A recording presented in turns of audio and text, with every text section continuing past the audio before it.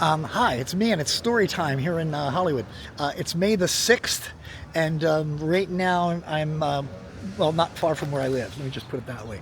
I am here at the corner of Yucca and Cherokee. Now, Yucca and Cherokee at one time, long time ago, used to be called, Yucca was called Magnolia, Cherokee was called Rose. But this is the area I'm going to be talking about. So first things first. I live right up the street. That building right there is where the Go-Go's and the Germs used to live, along with John Doe. But this is basically where the Go-Go's became the Go-Go's, essentially. So there's that. Up the street, about 6 apartment buildings, where Elizabeth Short, the Black Dahlia, lived for about 4 weeks, from November to December, the middle of December, with 7 other girls in an apartment. They're all crammed in this apartment, apparently. So there's that. The other thing about it is this intersection here is where Percy Kilbride, who played Pa Kettle in the Pa Kettle movies. He was crossing the street on his way home from church with a friend of his, and a car came running through there and hit him. Hit them both.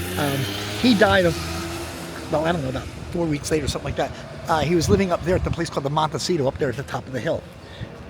Little side story. At the Montecito is where Ronald Reagan lived, and his roommate was Mickey Rooney, which I don't know, I just think that's kind of funny. Anyway, all that to say, that's still not what this is about. This is about that. This is the Yucca Gardens apartment building, built in 1954. What used to be here was the home of L. Frank Baum, writer of Wizard of Oz. Now, today's the anniversary of the day he died in 1919. When you look at the comments, I will post some pictures of this, or on top. However I can make out, I'll post pictures. But his widow, Maud, came into some money. They bought this property in 1910, had the house built here in 1911. And it was called Ozcott. Ozcott was Oz, and Cott was for cottage, so it was Oz Cottage, essentially. And in the back here, this was his garden. From this point on was his garden. Now, L. Frank Baum had, first of all, an amazing garden. Pictures of her are incredible. He did a lot of things here. He raised flowers. He grew flowers. Became an amazing horticulturalist. In fact, he won over 20 awards for Hollywood flower shows. In here, he had an archery range. He had a goldfish pond. He had a gazebo that he would just sit in. He had a thing for birds, both for their plumage and some of them for their singing ability. So all that was right inside here. He raised Rhode Island Reds. He raised roosters inside here as well. By the way, that building you see in the background is the Pretty Woman apartment building. So all of this was his entire garden, everything right here. He died in 1919.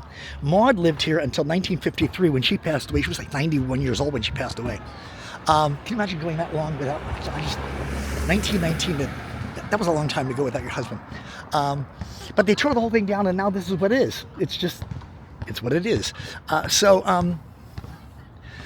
Well, again, this is a video about that, about L. Frank Baum, and today's, sadly, the anniversary of that. The last 4 TikToks, like one was the TikTok Man of Oz, something like that. In the front of the place, by the way, in front of the building, his widow, Maud, she raised pomegranate trees and mulberry trees, and she would make jelly out of them, which I thought was kind of cool. That's just kind of neat that if you're going to have a garden and stuff like that. But it's just really interesting how things have just changed, and obviously this has changed a lot. But welcome to my neighborhood, and see you around.